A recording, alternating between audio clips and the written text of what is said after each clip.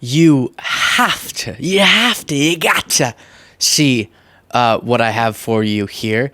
Piers Morgan is someone that for a long time we didn't really cover, but his show got a lot bigger, especially online, and became a topic of conversation in sort of the online political space. So I've been checking in on it, and here he essentially just had his show taken over by Mehdi Hasan, and you're going to see that back and forth on a topic that's a little bit touchy, but is one I think we should be willing to explore, which is where's the appropriate line in drawing comparisons between modern political leaders who show signs of authoritarianism or say things just like dangerous dictators of the past, as far as where do people go too far versus not on drawing comparisons to Hitler as one of the most consequential, terrible dictators in human history.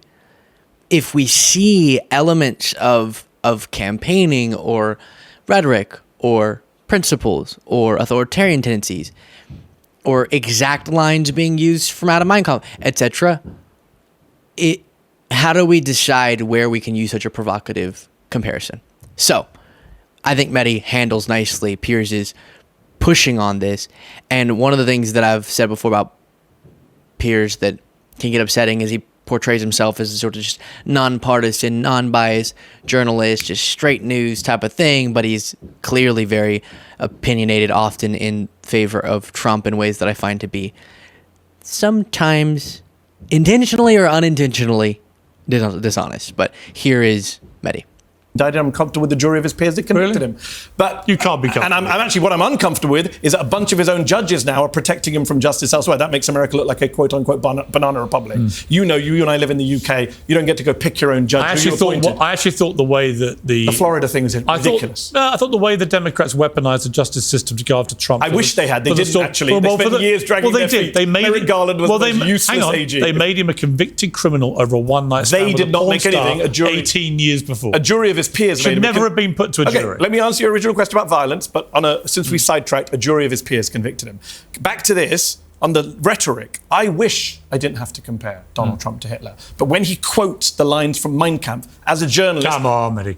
As a journalist, should I not point out that? You shouldn't compare him to Hitler because he's not Hitler. Okay, so what should I do? So I'm a journalist. Donald Trump says immigrants are poisoning our blood. I go look in history, who's the only person who said that? Hitler. Should I not tell my viewers on Piers Morgan Uncensored? Should I go, can't tell them that? No, you can you can say he shouldn't use language like that. Can I say he's quoting Adolf Hitler? You can't say he's the new Hitler. I haven't called him the new Hitler. If you enjoy this show, please do click that subscribe button. Easy, free, simple, but makes all the difference. Back to the video. Right. I've never called him the new Hitler. So you accept the people who but I'm allowed. But you say I'm allowed to say he's quoting Hitler. So let's stop it there and then I'll play more because it gets better. But quickly, if you hear it, don't try to listen for it because then it's going to get irritating. But if you hear something that sounds like a thud, thud, thud, and you have headphones on, you're thinking, is that something around me? It's not. It's from the recording room.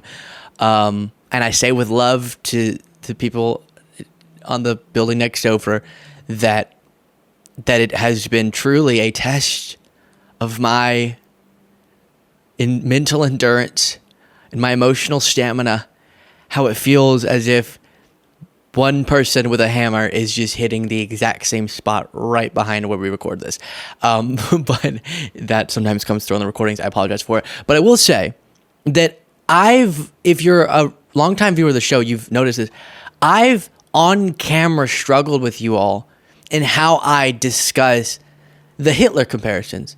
Because, of course, when one of the people that will be cited here by Mehdi in a second, Ruth Ben-Ghiat, an authoritarian fascism expert, she spent her life studying this, says there are some dangerous, dangerous parallels, not in the outcome of or the horrific actions of this leader and this current leader, this historic person, this current person, but the parallels in rhetoric should be called out, or the parallels in a lack of respect for certain institutions should be called out. And because Hitler is Hitler, with the horrific outcome of him becoming a dictator, I think some people immediately void out the point you're making because they jump to thinking you're saying, oh, this is the same as Hitler.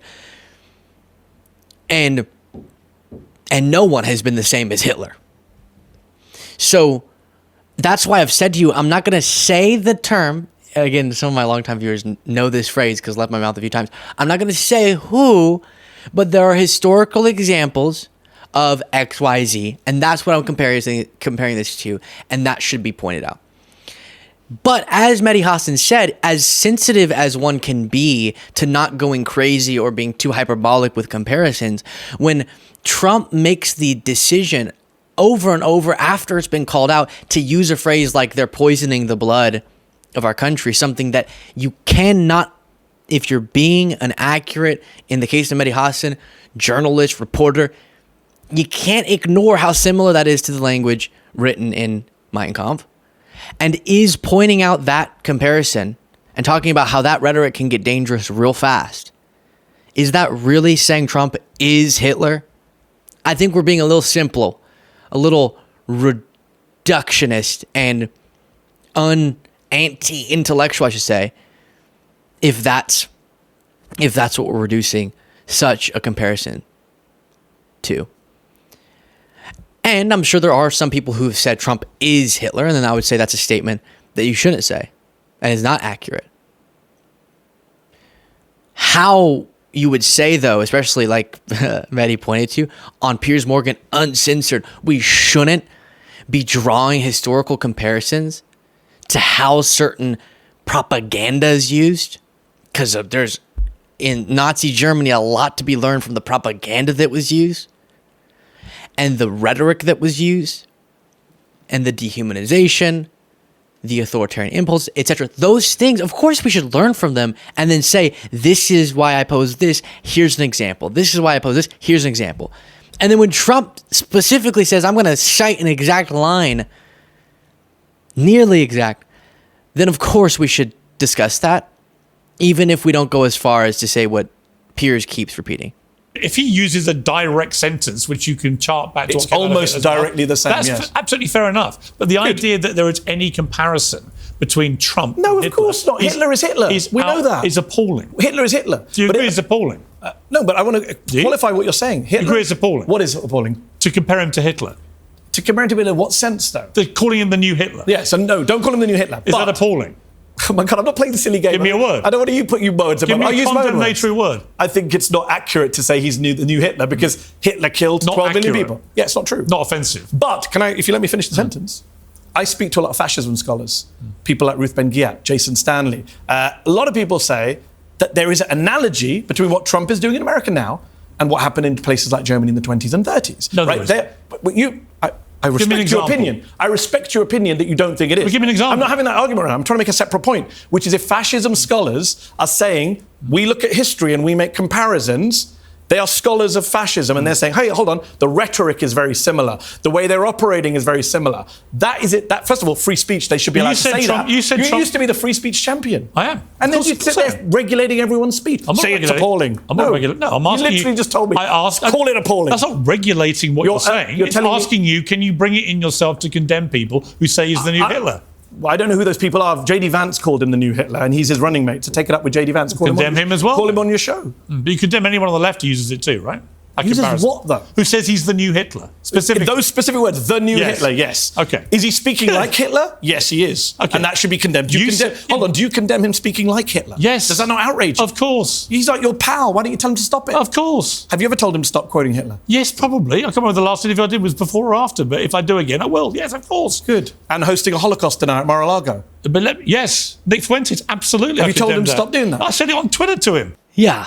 So again, one of the reasons I don't make the comparisons, because there's lots of different examples you can cite of, hey, here's a thing that we're seeing a parallel with that we should call out because of how these examples demonstrate the danger, how far certain things can go. So let's call it out early so that we never get there, so that it's never that scenario or anything like many of the examples you could cite throughout history of dictators.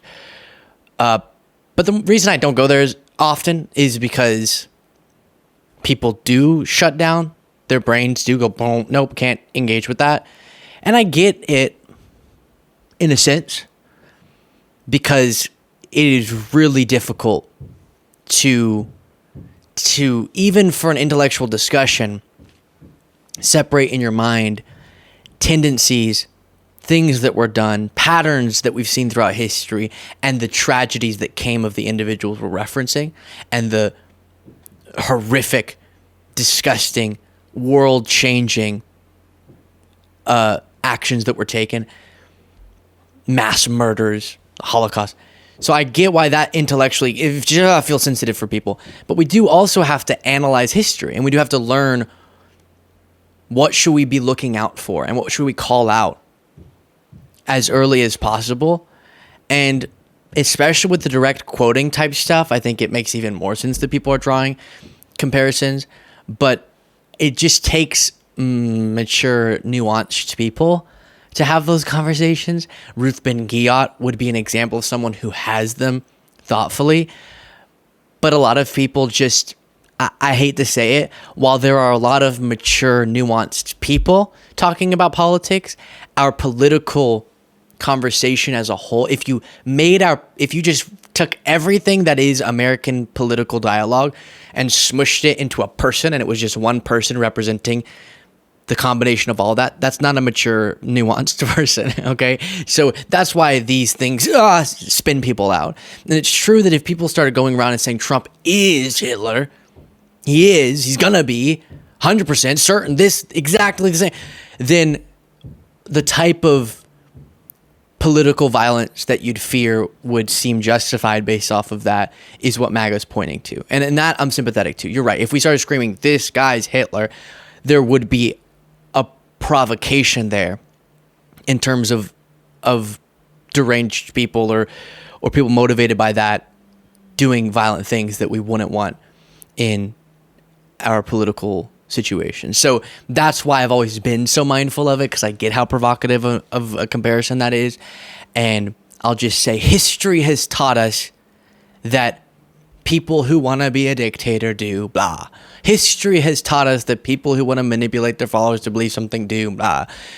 Instead of like this exact example that then people go about. But I thought Mehdi handled that well. Let me know what you think of that tough topic in the comments. Support the show by clicking the join button below.